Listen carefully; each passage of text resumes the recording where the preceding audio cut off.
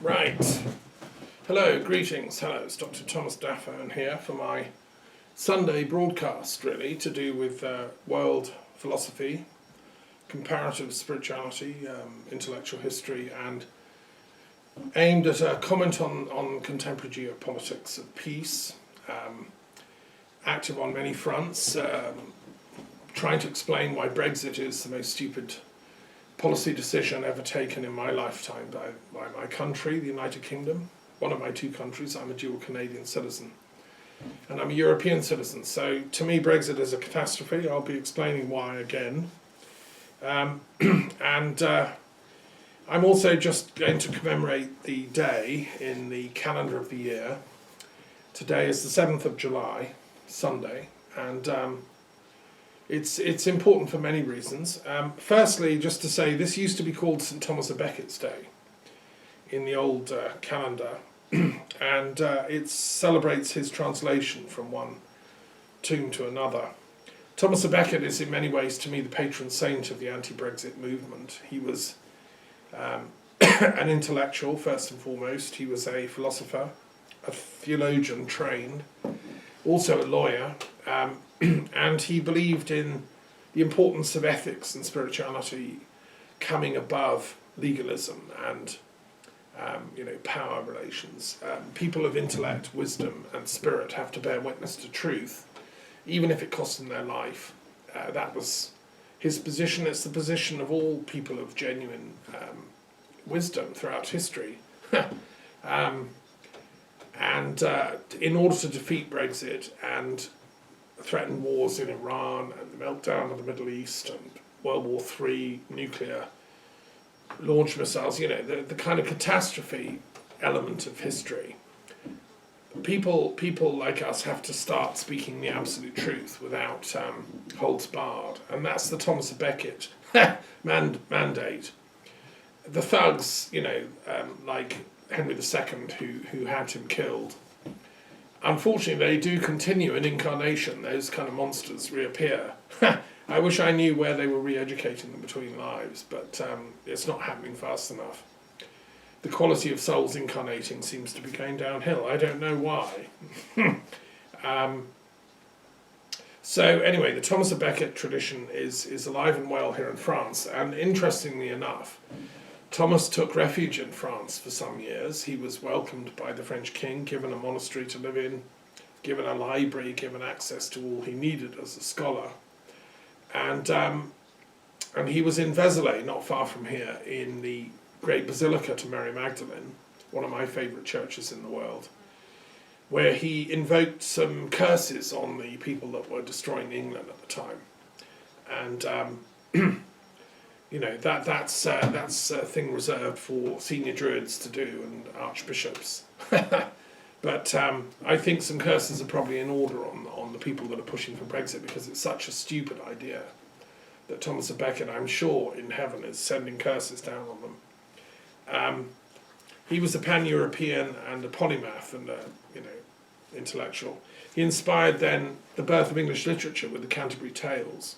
Chaucer, who was another Europhile who travelled in Italy and France and the Low Countries and Flanders, modelled his Canterbury Tales on Boccaccio and other Italian literary achievements, and really created English literature, which had hardly existed in any real sophistication before Chaucer. I remember doing A-level English and having to do excerpts from the Canterbury Tales and loving it. It's still a vibrant, amazing poem.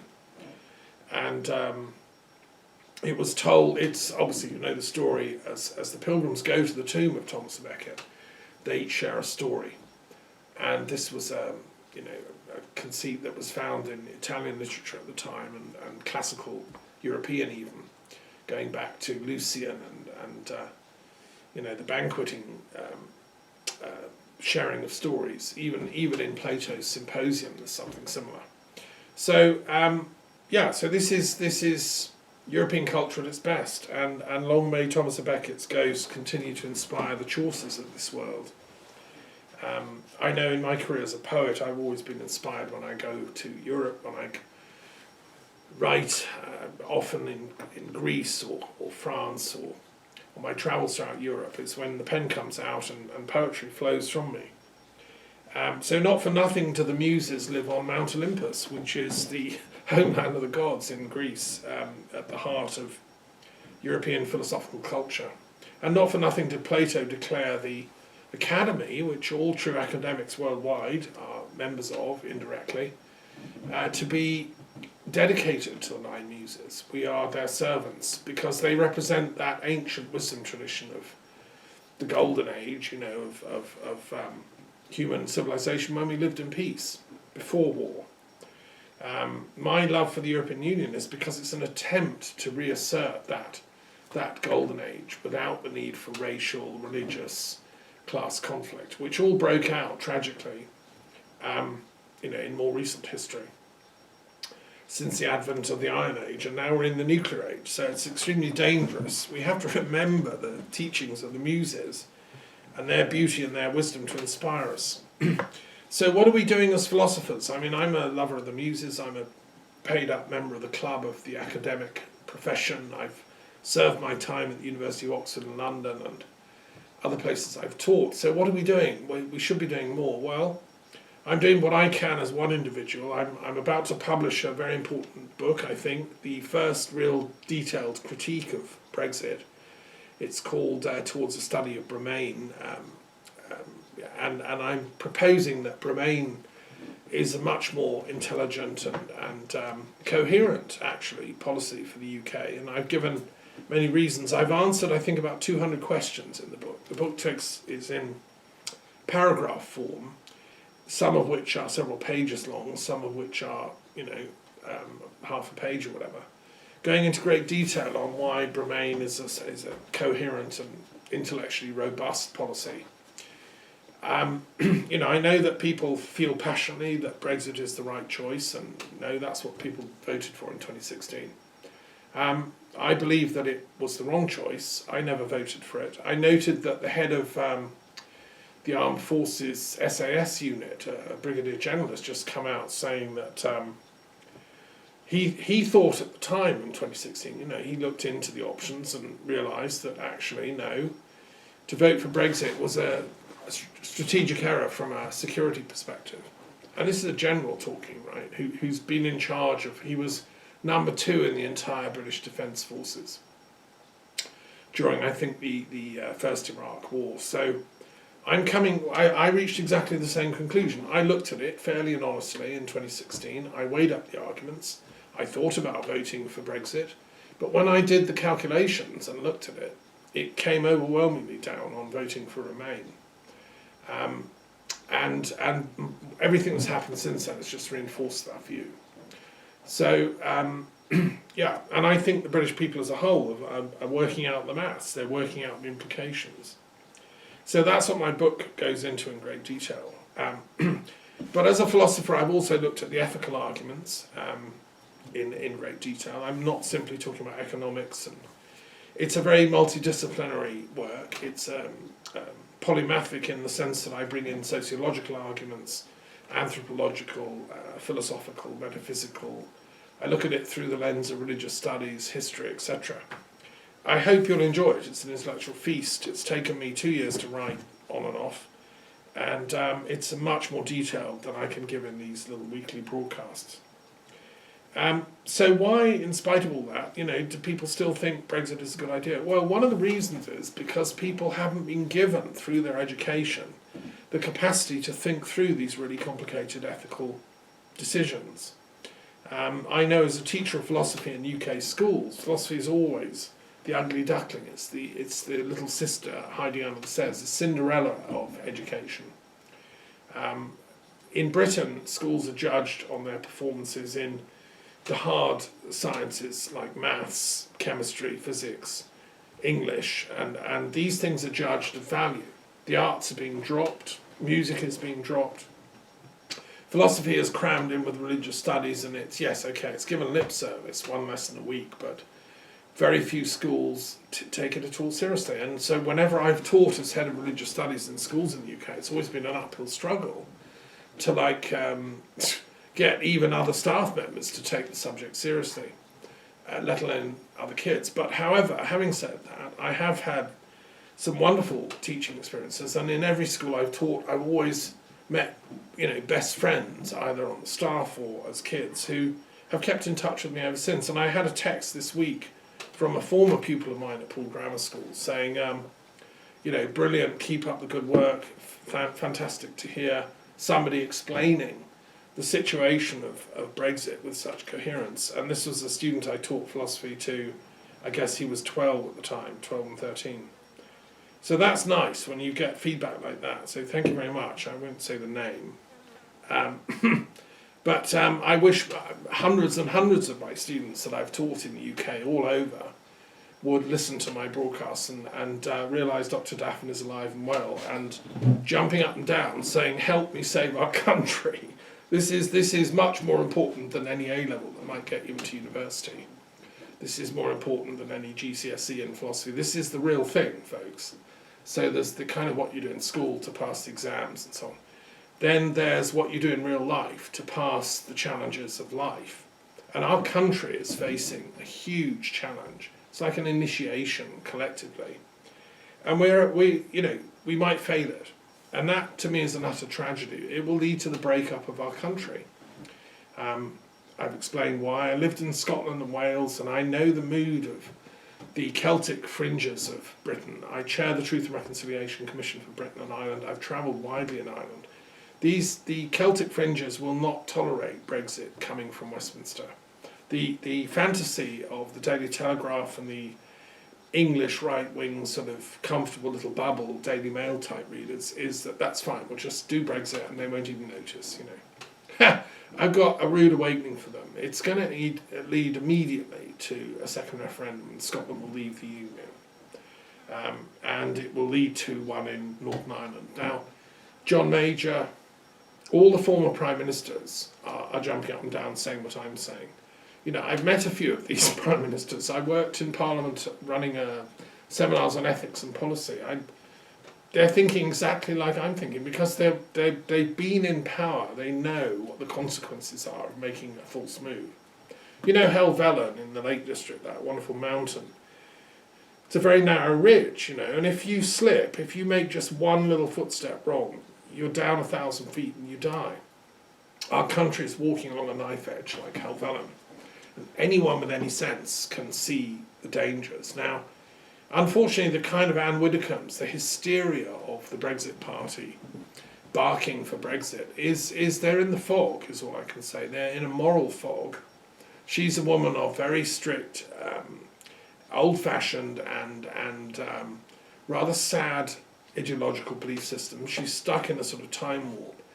And most of them are. Rees-Mogg, these people are stuck in an old Rule Britannia type time warp, as if they want to turn the clocks back to God knows when, a very long time ago. They're also in it for their own personal reasons, for personal aggrandizement. And I was shocked when Boris Johnson was asked by a very polite inquirer if he'd ever made any decisions in his entire political career that went against his personal fortune and interests. And he couldn't say. He basically said no. That's very telling and very chilling. And this man should be disqualified as becoming leader of the Conservative Party, which used to be a great moderate central party in British politics and has done some good things over the years. But now it's been taken over by this self-interested, myopic, short-termist, self-aggrandizing, ideologically suspect, minority, really. It's the kind of Bolshevik coups happen within the Conservative Party, and the mainstream people are being witch-hunted out. It's shocking, and shouldn't be allowed to happen, really, And there are parliamentary oaths that you have to take in Parliament. There are ethical rules, and I've been corresponding with the Speaker about this. A parliamentarian, an MP, is not supposed to take actions that he knows or she knows will be against the interests of the nation as a whole. It's in total black and white as part of their ethics. It says in lovely antiquated language that if there's a conflict of interest between over a certain policy decision, when on the one hand it advances your personal, private or family interests, and on the other it goes against the interests of the country as a whole, you're supposed to speedily resolve it in the interests of the country. In other words, you're always supposed to sit there in your chair as a parliamentarian, listening to debates, deciding how to vote by what is in the interests of the country. Now the tragedy is that, of course, people don't do that. They vote with party, with faction, and with self-interest. Boris Johnson is a perfect example of that, what that system has thrown up. And I think these parliamentary ethics should have much stronger teeth. I think that if people are found lying, which is in effect what these people are doing, they're saying, yes, I'm acting in the interests of the country, but secretly they're acting in their own interests. When that's found out, they should pay the penalty of losing office immediately. They should be returned, like this guy in Wales, in Powys, where I lived for 10 years. I love Powys, and hopefully this will now see a Conservative unseated who was convicted of malpractice, and yet the Tories have put him up for election again. I mean, total brazen hypocrisy. It's as if Goebbels style, you repeat a lie again and again and again, and you just hope people buy it. So good luck to the Liberal Democrat, who's the Greens and the Plaid Cymru have stood down and said they won't stand against her. That's what we need to defeat these Brexit lunatics, which is a genuine Remain alliance. And that should include, and I pray that it will include, a Labour Party which has once woken up to its actual interests and put the country ahead of its own narrow factional interest of class war and disaster socialism. I don't know, these people are stuck in their own time warp just as much as Rees-Mogg is.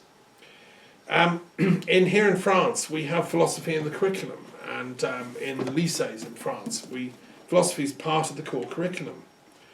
Philosophy of art, philosophy of altruism, Hegel, Leibniz, Nietzsche. These are taught in schools. The question of the unconscious, the nature of perception, political philosophy, the rights of people, where they come from. These are all part of the curriculum in France and also in the European baccalaureate system. I would love to see more philosophy taught in UK schools, and if we survive Brexit and if we eventually change our minds with a second referendum, then I would love to be a consultant advising the UK government on increasing its European content in schools and increasing its philosophical content. The poverty of knowledge about European culture and civilization is shocking. I've experienced people dropping languages and so on. I was fortunate. My mother was a French teacher and a Europhile who pioneered European studies as a discipline in schools in the UK.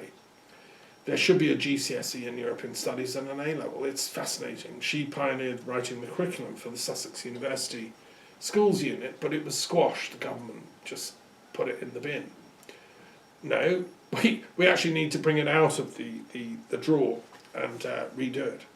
So in spite of the logic and the obviousness of Brexit being a folly, why is the establishment of the BBC, these Tories that are now jostling for Johnson, why is it that they are still so fanatically for it, and the Brexit Party and so on?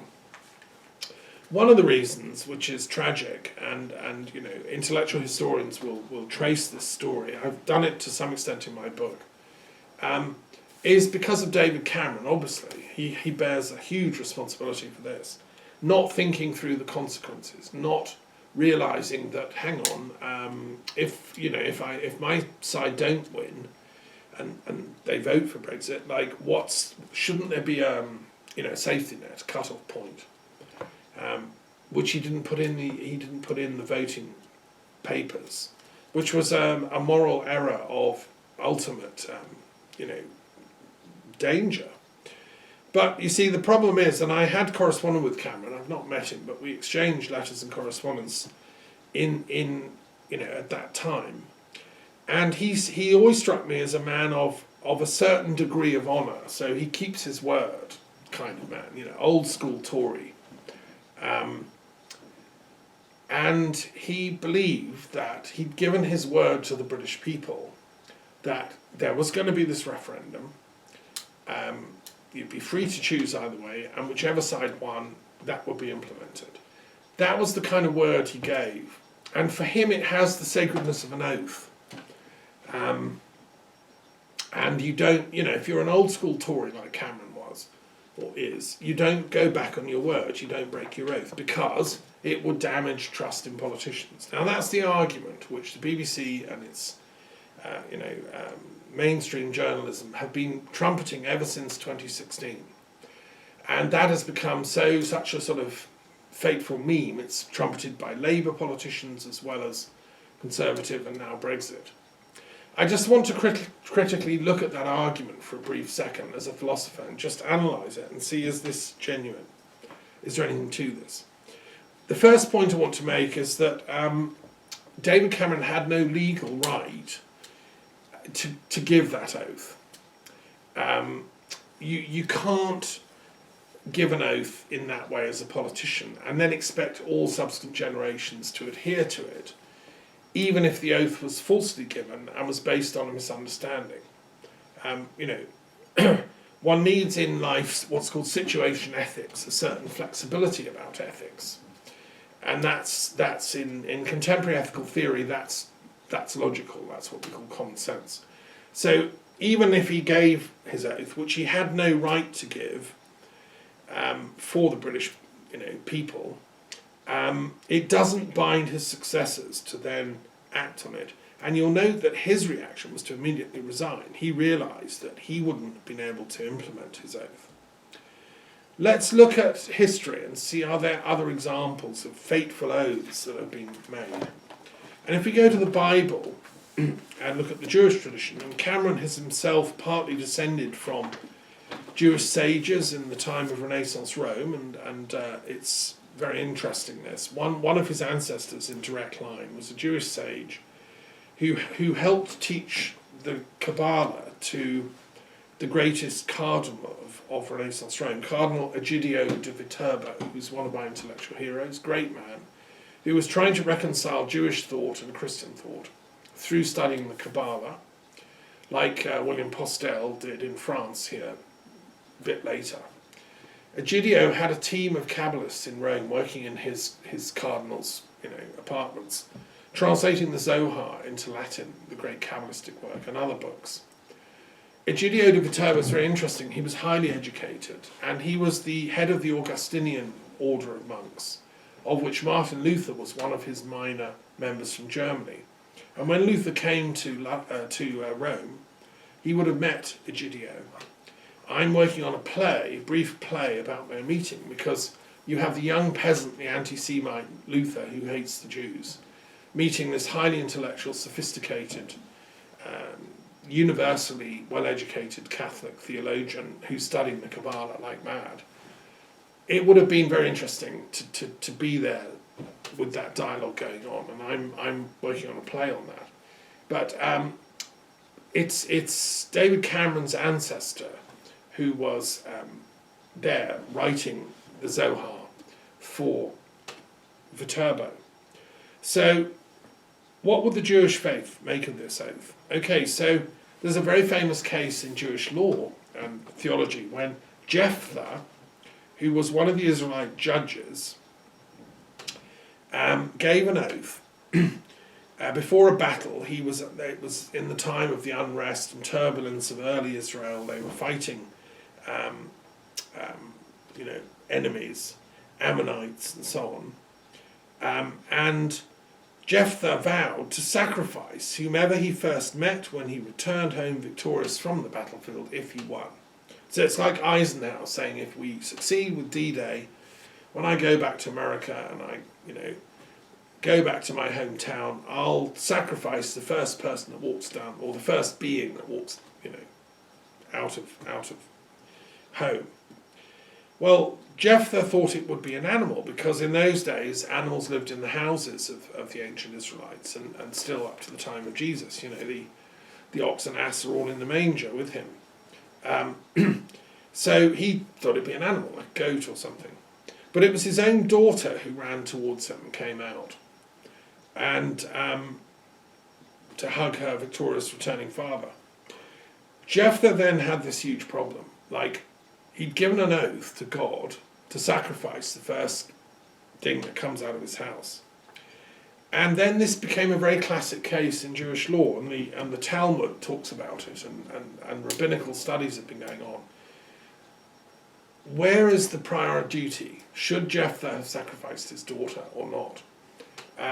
His daughter said, yes, I'm willing to be sacrificed because it's very important you keep your word to God. The Bible is obscure. It doesn't actually say that she was ever killed. It just says that it leads up to the point.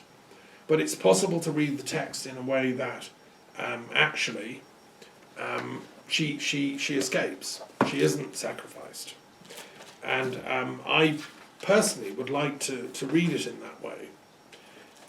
Others say that no, it's important that he kept his word, and that yes, it was a good thing to sacrifice his daughter. But other rabbis have gone into this in great detail, and there's a whole literature about this. They say no. When you make an oath based with unintended consequences, based on false information and false hypotheses, and it would, if implemented, lead to disastrous consequences, ethically you are not bound by that oath.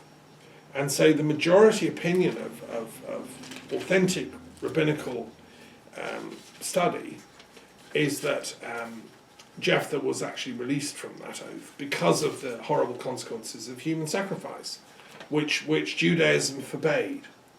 So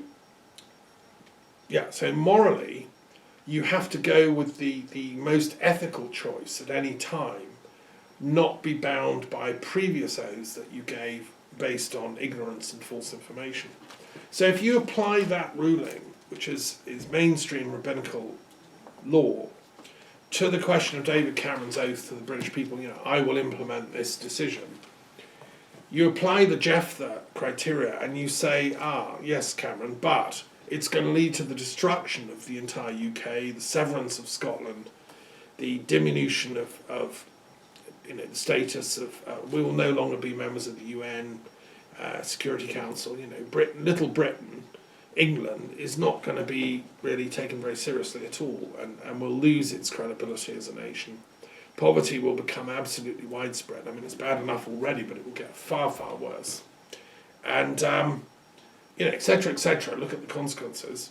The suffering to people of British origin in Europe, the suffering of European people in Britain, etc. Mind-boggling. It's as if it's like a human sacrifice in the UK. It's like Jephthah's daughter's about to be for the chop, and it's all because, well, no, but I said I would.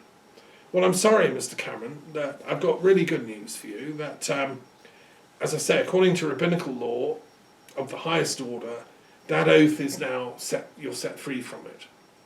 And all the people that keep trotting that out as the reason for the sacrifice of the UK should go and study their Bibles and study Jewish ethics and philosophy. And also please read about Cardinal Egidio de Viterbo and his wisdom.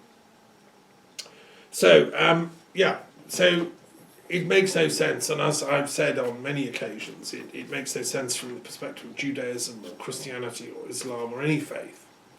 I've given detailed explanations of why, from any religious ethical perspective, Brexit is a false ideology. I want to read just briefly from Psalms, because I know many people who oppose Brexit are feeling very sad and upset and depressed even. And it's very soul-destroying to see the media so divorced from people's real needs and wishes, constantly parroting this fake ideology. It's as if Britain has been taken over by a coup of liars, with the connivance and support of mainstream media, the right-wing media. And even people on the left who should be opposing it 100%, like Tom Watson, are not able to, because the left itself seems to have become hypnotised by this Jephthah oath. No, we've got to kill the daughter. So where do we go for comfort? Well, you can go to your Bibles, my dear friends. I love the translation of Psalms by an American poet, Pamela Greenberg, just recently come out. she's put it back into poetry, which is Psalms ought to be. And here's a little quote from Psalm 119 to give hope to us, really. I inherited proofs of you that will hold forever, for they are what makes my heart spring with joy. I stretched out my will to keep your absolute statutes, keep them always, because by you they were given. I despise the half-hearted, but your wisdom I love. You are my concealment and my shield. I have waited for your word. Turn away from me, you who cause harm, so I can uphold the will of my upholder. Support me as you promised, and I will live. Don't let me fall ashamed in my hope. Nourish me, and I will be saved. I will gaze upon your statutes always. That's just a random passage from Psalms that came up for me in prayers today. I love that passage because it's what I'm talking about. If we gaze into the heart of reality long enough, we find the just path to pursue. That's the philosopher's faith, really. As Kant said, if you look at reality with enough depth, you eventually find the moral law emblazoned in the heavens and in your inner being. If we're trying to figure out the complex ethics over this huge policy choice for the UK people, eventually we find the path of wisdom. And it seems to me that those verses from Psalm 119 are about someone in previous eras trying to figure this out, and finding that faith to make possible that path towards justice. So I want to share another reading for this day, the 7th of July, which I also find beautiful. And this again came up in prayers today. I do a daily meditation ceremony, and this is what was selected. And this is a quote from a different tradition, the Hermetic scriptures of ancient Egypt. They were written down in Neoplatonic Alexandria, it's thought, but are based on much earlier Hermetic Egyptian pagan traditions, which go right all the way back to Akhenaten and the very first pharaohs, Imhotep, and the first sages of Egypt. And that many of the Jewish teachings themselves came from through Moses and even Abraham, who were both in Egypt. And in Judaism, there are many insights into the origins of Egyptian spirituality and vice versa. Joseph was another great Hebrew who flourished in Egypt. So there's a lot between the Hermetic traditions and the Jewish traditions that point to the same common origin, which Moses symbolises particularly, but Freud also was fascinated by this and studied it in great detail. Huge amount of work still to be done to unpick those commonalities, and Christianity itself owes a lot to the Hermetic tradition. So this text is, I think, beautiful. And again, it's a light for us when we're trying to make complex ethical choices about politics and policy, like Brexit. Asclepius 3, the knowledge which corresponds to the character and extent of the human mind is based wholly on man's memory of the past. It is the retentiveness of his memory that has given him dominion over the earth.